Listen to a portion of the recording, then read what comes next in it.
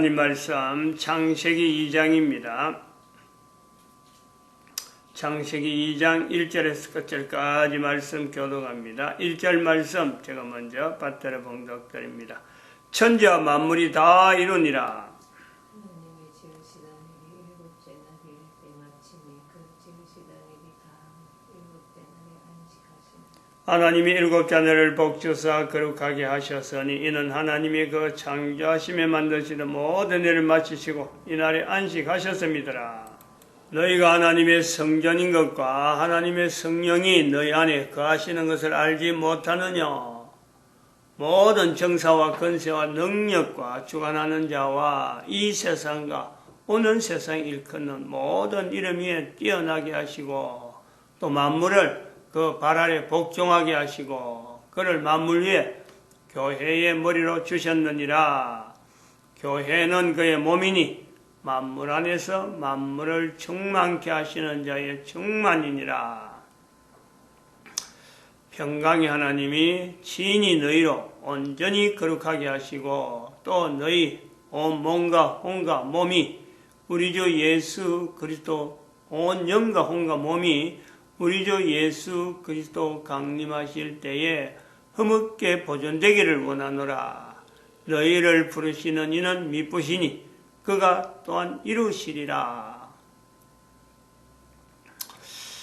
2012년을 통해서 우리는 인류 종말의 시대라. 인류 종말의 시대라는 것은 2012년 이전까지 있었던 여러 가지 인류 전체가 공통적으로 가지고 있던 개념들, 그런 생각들, 사고방식들, 이 내용을 바꿔야 될 요소가 있다. 정반대로 생각해야 될 것도 있고 개념 자체를 잘못 인지하고 있던 오해된 내용들을 바로잡아야 되면서 우리가 목표점을 인간 존재가 처음으로 존재되었던 창세기 2장으로 우리가 돌아가자. 이런 우리가 것을 외쳤습니다. 2012년에 외쳤어요. 우리가 생각해야 될 것은 지금 국가역사 정체성이란 이 말이 2012년 이전에는 이런 말이 나오지 않았다. 이런 말이 이제는 2012년부터는 필요하다. 교회가 이걸 외친다. 교회가 처음에 교회란 말이 없었을 적에 2000년 동안 교회는 나름대로 역사를 가지고 있으면서 이 교회라는 단어를 사람들에게, 인류들에게 인지를 시킵니다. 인지를. 지금에는 교회란 말을 써도 편안하게, 무난하게, 누구든지, 교회 가면 이렇게 호칭하게 되는 이런 때를 만났다. 그러면 국가에서 정체성도, 그렇게 지향을 할 수밖에 없다는 거죠. 교회가 2012년에 이르러서 외치는 거지만은 앞으로 이 국가역사 정체성에서 국가 역사 정체성이라는 이 표현을 통해서 역사가 흘러가면 흘러갈수록 분명히 이 말하고 이 부딪히는 교회라는 말이 있어져서 지금까지 2000년 동안에 나름대로의 선교도 하고 또 590년 이후에 교황제도 나타나고 하는 이런 여러 가지 역사가 있어 왔듯이 국가 역사 정체성이라는 말이 이제 전 인류 간에 이것이 통용될 때는 아마 임마누엘로 대치되지 않을까 이렇게 보고 있습니다. 결국 이 말이 이제는 보편화되어지는 과정에는 분명히 여기는 순탄한 어떤 방향도 있었겠지만은 교회가 외친다고 해서 무조건 다 받아들일 내용이 아니니까 적극적으로 반대하는 이 내용이 있단 말이죠. 그래서 이 말들 중에서 지금 현재 우리가 인류가 민주란 말을 쓰고 있는데 민주란 말을 쓰면서 국가에서 정체성에 지금 현재 가장 대치적인 우리나라 상황을 봐가지고 가장 대치적인 상황이 5.18 민주화운동 이렇게 나타나듯이 이런 민주라는 것에도 대해서도 5.18 민주화운동에서 하나의 민주에 대치되어진 내용이 나타나듯이 이 국가에서 정체성에 대해서 국가 역사에 대해서 5.18 이 사건은 분명히 우리 민족 대대로 고민하는 그런 요소가 아니겠느냐. 3.1운동은, 그에 비하면 3.1운동은 1919년에 우리가 3.1운동이 있어졌는데, 그것이 3.1운동이 있어진 지 30년 지나면은 49년이잖아요. 우리가 해방이 됩니다. 근데 그 5.18 광주 사태는 이거는 30년 지나고 40년이 지났는데도 아직까지 이거를 그 30년 지난 3.1운동은 30년 지나서 그 국가 헌법을 만들 때 3.1운동 해갖고 그 운동 정신을 만드는 건데 5.18은 40년이 지나가는데도 이 국가 역사라고 엮기에는 정말 그 참 자랑스러워하기에는 굉장히 어렵단 말이죠. 그것은 결국은 왜 그렇게 어렵다고 볼 수 있느냐면은 그 유공자 5.18을 국가 유공자로 해가지고 그 분명히 그 명단이 있는데 이 명단을 자랑스럽게 나타내지 못하는 거예요. 그 유네스코에 등록됐다 하는데 5.18 명단이 그럼에도 불구하고 이걸 국민들에게 관장하고 있는 이 기관에서 국민들에게 이 공적조사라든지 못 내놨는다. 이런 거 아주 애매한 요소가 있으면서 지금 그 문재인 대통령 그리고 박근혜 대통령 이 대통령으로서 어떤 직임이 선임과 후임이 넘어가는 이 과정에 5.18 2019년 5월 18일 그 기념식장에서 문재인 대통령이 그게 그 어떤 야당이죠. 야당 그 황교안 씨가 있다는 그것을 아마 전제를 했는지 그 5.18 기념식에서 독재자의 후예란 말을 썼단 말이에요. 독재자의 후예. 5.18 기념식사에서 그런 말이 나올 수가 없는데 누가 들어도 황교안 씨를 이야기는 한 건 아니지만은 황교안 씨를 독재자의 후예라 그러죠. 독재자예요. 그래 독재자 후예. 제가 이 말을 참 나름대로 그 어제 토요일이잖아요. 토요일에 기도회로 가면서 이상하게 이 말이 정치적인 표현이고 이건 내하고는 관계없는 말인데 이 독재자의 후예를 5.18 기념식이라는 그 자리에서 문재인 대통령이 독재자의 후예라는 말을 썼다는 것 때문에 제가 어제는 굉장히 올라가면서 온통 이 생각을 하고 그리고 기도할 때는 좀 다른 거로 가지고 했었지만은 생각이 굉장히 많이 들어가더라고요. 독재자의 후예라는 말이 이런 표현을 쓰는 자체에 대한 그 사람의 어떤 그 사고체제, 독재자 후예를 꼭 표현을 하려고 하는 이 어떤 사고체계에 대해서 어떤 나름대로의 트라우마, 본인 자신이 가지고 있는 이 정신적인 부분이니까 이거 뭐 증거는 없는 거예요. 어디 딱 내서 뭐 해보해가지고 어디 아프다 아니면 요것이 이렇게 나름대로 부분이 있다. 우리 몸에 대해서 그런 건 될 수 없는 영과 혼과 몸에 대한 데살로니가전서 5장에 있는 이 표현과 연결해서 대통령이 어떻게 국민들을 이렇게 나누고 그 중에 야당 대표가 앉았다 그래갖고 독재자의 후예란 말을 썼을까? 그 자리가 특이하거든. 그 독재자 후예란 말을 쓸 수 있는 자리가 아니고 그 대체로 그거는 뭐 전부 5.18을 찬동한 사람들이 오는데 그 유일하게 나름대로 이거 참석하는 문제 때문에 황교안 대표가 참석하는 거 또 참석하는 과정에서 여러 가지 어떤 어려운 여러 가지 일이 있은 거. 그래서 그 말은 황교안을 두고 하는 말은 편응한데 그런 말을 쓴 사람 그걸 저는 생각하는 거죠. 저는 이런 생각을 했습니다.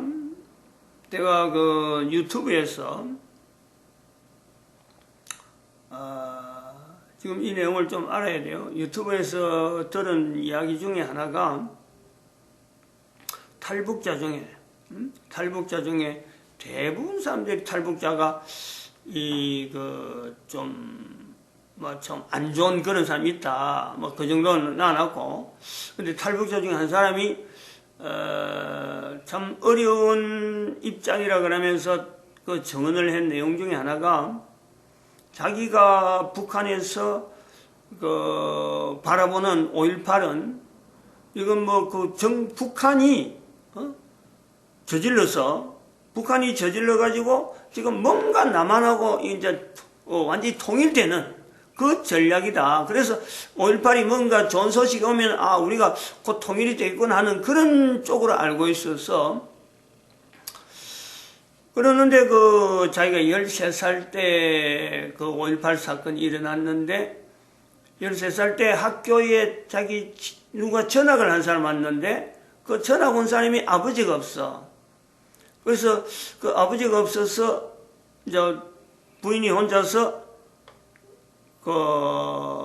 이제 13살 지난 거죠. 그때는 13살 지나서 아버지가 없어가지고 엄마가 아버지를 제사를 지낸다. 근데 그 제사 지내는데 이제 이 탈북한 사람이 엄마를 통해서 그걸 알아보니까 들려주는 내용이 5.18에 참석해가지고 광주 사태에 참석해가지고 국가의 유공자라는 거예요. 국가의 아주 큰 공을 세운, 그래서 죽은 사람. 그리고 그 모자가 이제 그 아버지를 위해서 제사 드린다. 이래갖고 그 친구에 대해서 잘 알아요. 지금도 사무과, 하여튼 그 일을 맡아 있는 친구에 대해서 잘 알더라고. 임시를 가진 친구라 하는데. 이제 그 이야기를 하면서 자기가 탈북을 해서 내려와서 놀란 게 하나가 대한민국에 유공자가 있다는 이야기를 듣고 유공자 중에서도 이 5.18 유공자가 있다는 이야기를 자기가 듣고는 깜짝 놀랐다는 거 아니에요? 자기 친구의 아버지가 남한에 탈북자로 와서 일으켜서 북한에는 하나의 국가 공헌자로서 아주 칭호를 대우를 잘 받고 있는데 또 그런 사람들이 북한에 와서 이 남한에 있는 이 탈북자, 남한에 있는 이 5.18에 주동했던 사람이 거기서도 국가 유공자로 되어 있다 그러니까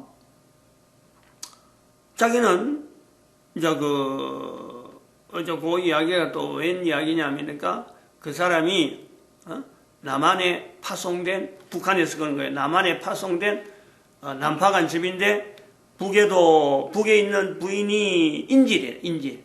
그리고 남한에도 가족이 있다는 거죠.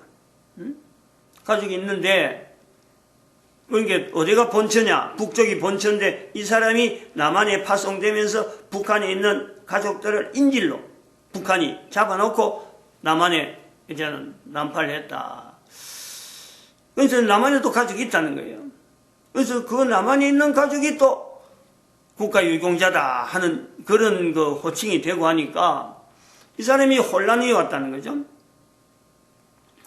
한 사람 때문에 북쪽에 있는 가족에게도 국가 유공자라서 호칭 받고 있고 대접받고 있고 또 그 가족이 남한에 있는 가족도 국가 유공자라 해가지고 5.18 유공자라 해갖고 호칭받고 있다. 요 내용 때문에 아주 정신이 그래갖고 하나 발표를 하더라고요.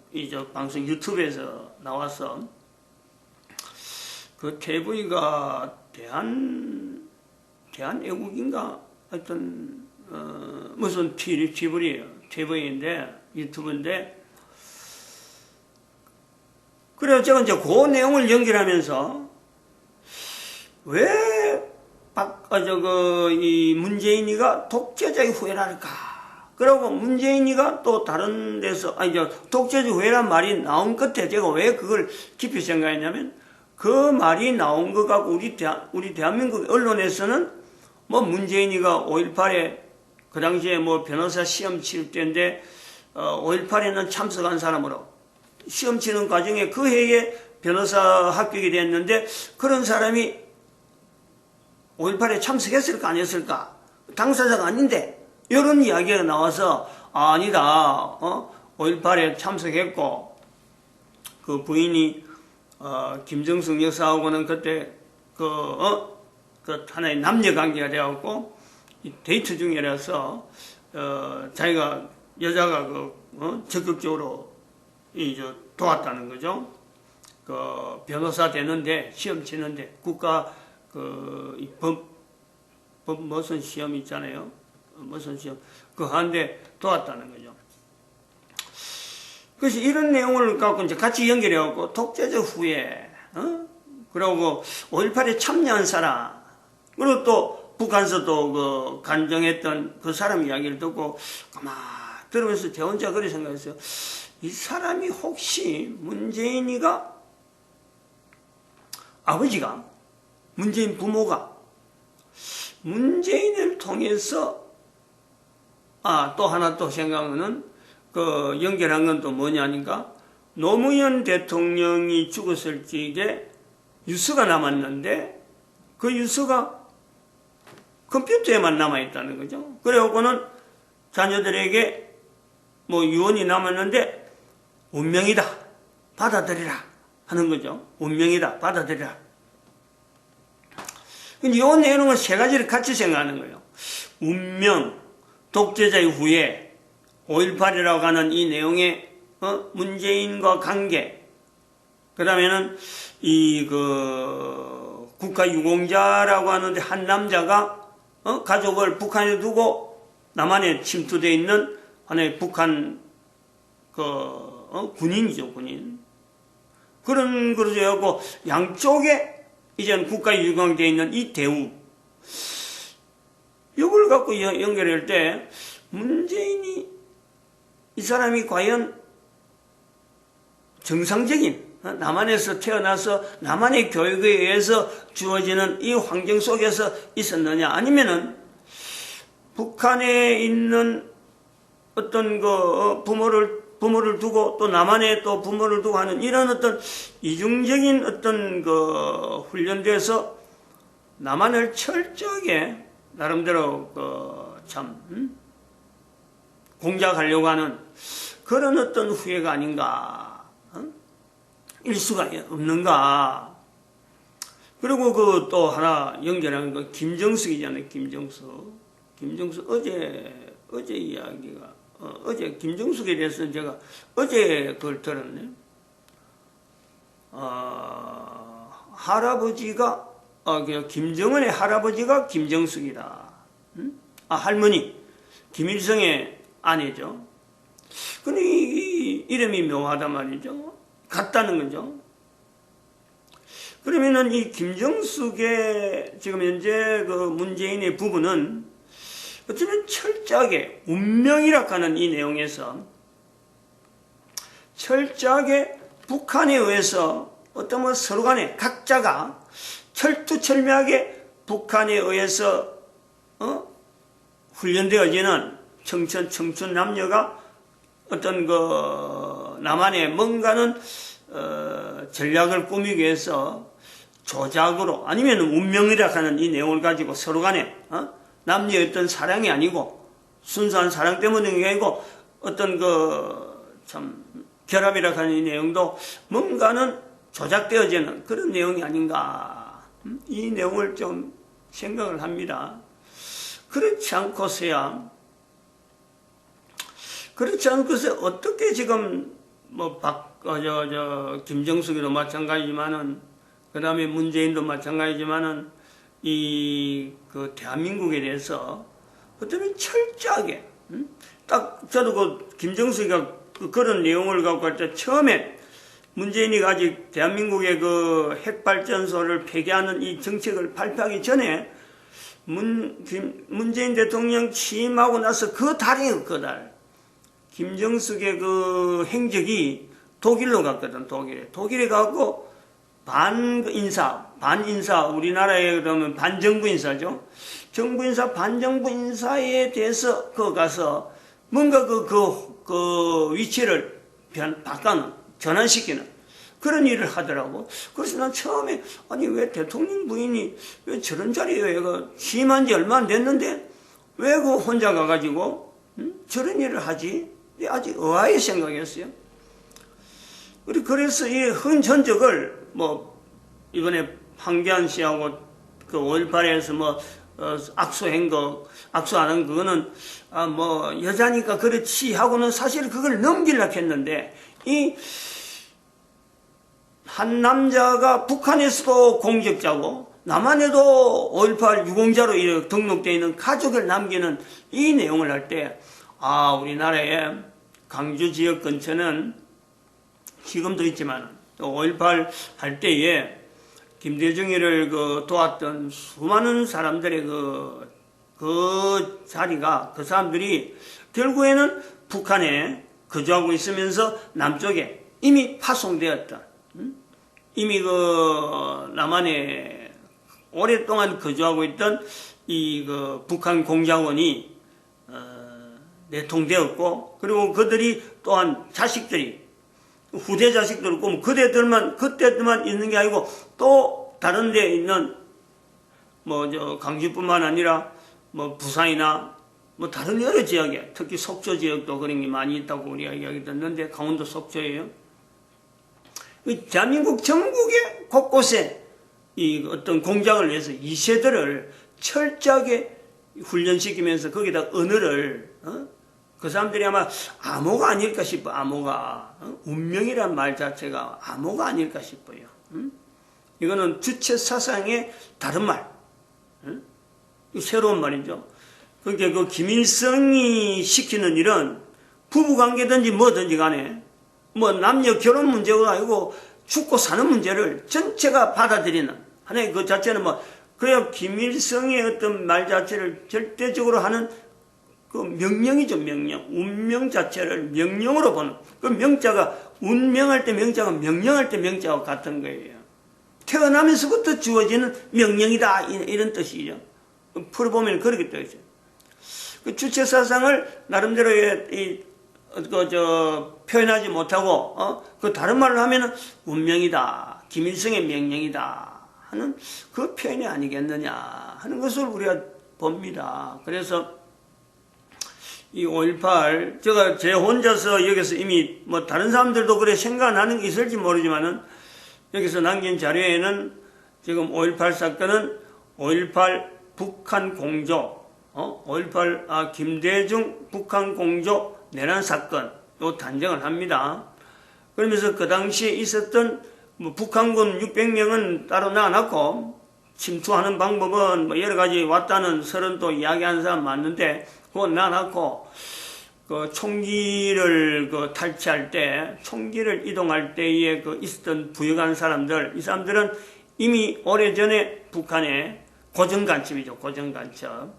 했는데, 그거는 김대중이 이전부터 시작해서, 오랫동안 조직이 돼 있었던 북한의 어떤 조직책들, 그 중에 또 한 사람이 문재인이 되고 김정숙이 되지 않겠느냐. 그러면은, 앞으로 대한민국의 역사를 우리가 또 살펴볼 때, 지금 현재 문재인이가 지금 2년쯤 지나고 앞으로 한 3년 정도 남아있는데, 정권이 정상적으로 이양되지 않을 거다. 이제 정체가 드러나면 그런 거예요. 내용이 드러나면 들어갈수록 문재인은 잘못했다는 쪽을 안 하고, 역사를 위해서 내가 대한민국의 어떤 이 대통령으로서 이런 일하면 되겠느냐 하는 그런 쪽으로 나가지는 않을 거고, 정체가 드러나면 드러날수록요, 더욱더, 대한민국이 가지고 있는 조직이나 이 모든 걸 동원해가지고, 최대한으로 북한에게 유리한, 어떤 내용으로, 어찌 보면은 청와대 문 열어놨고, 빨리 내려오라 하는 그런 사인을 보낼 수도 있어요. 북한으로 하여금. 지금, 경계선, 우리 다 없애버렸잖아요. DMZ 철책선을 우리가 다 없애버렸거든.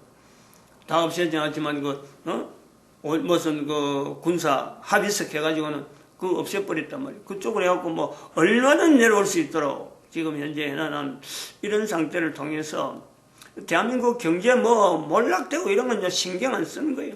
응?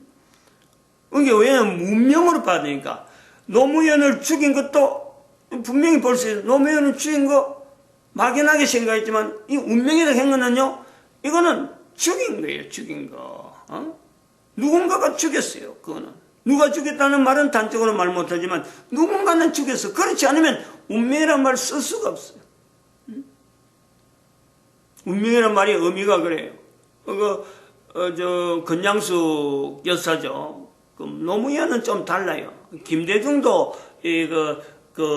자손이 아니고 고정간첩의 자손이 아니고 정치적인 야욕 때문에 연결되고 노무현도 뭐 가다 보니까 얽힌 거예요. 그래갖고 뭐 깊이 들어가고 건양숙 여사가 노무현 서거 사건을 서거도 아니고 죽음 사건을 들었을 적에 처음에는 발악하다가 운명이라 하는 어떤 유서를 딱 보여주고는 잠잠했다 하고, 그러고 보면은 이 운명이 하나의 사인이다. 응? 이거는 뭐 절대적으로 뭐 피할 수 없는 내용에, 그리고 북한에 들락날락 하면서 또 노무현이가 북한에 자식을 남기지 않았을까.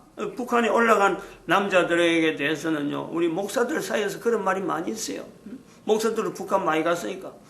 북한에 간 사람들 중에서 남자들이 북한에 남겨둔 자기 가족, 자기도 모르게 가족이 생겨버린 거예요. 의도적은 아니지만은, 북한에 남겨둔 가족이 있을 것이다. 목사들 속에서는 그 말이 이미 회자가 되어 있는데, 대통령님들 올라갔다고 해서 아마, 가족을 남기지 않고 왔겠느냐. 그런 것이 다 흠이돼가지고, 한 번 들어간 사람들은 절대 대한민국에 협조를 할 수 없는 하나의 끈아풀이 되는 거죠. 인질이 된단 말입니다.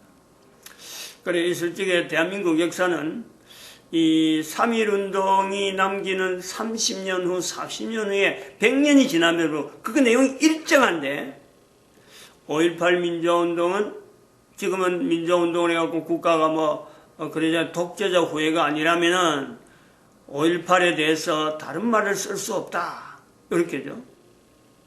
5.18에 대해서는 독재자 후예는 다른 말 쓰는데 독재자 후예가 아니라면은 다른 말 쓴다. 이런 말이죠. 독재자 후예라면 다른 말 쓰고 독재자 후예가 아니라면은 다른 말 쓸 수 없다.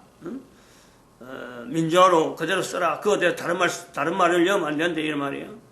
그래서 이걸 이제 대한민국 역사가 지금 현재 40년 지나는 5.18 내란 사건, 이 내란 사건을, 바로 잡으려고 하면은 우리나라에 이게 보통 일이 생기겠느냐. 그냥 가만히 지나가면서, 그냥 구경하면서, 그런 일이 있어서 하면서 이게 바꿔지겠느냐. 어마어마한 사건이 우리가 지금 가지고 있는 현재적인 요소다.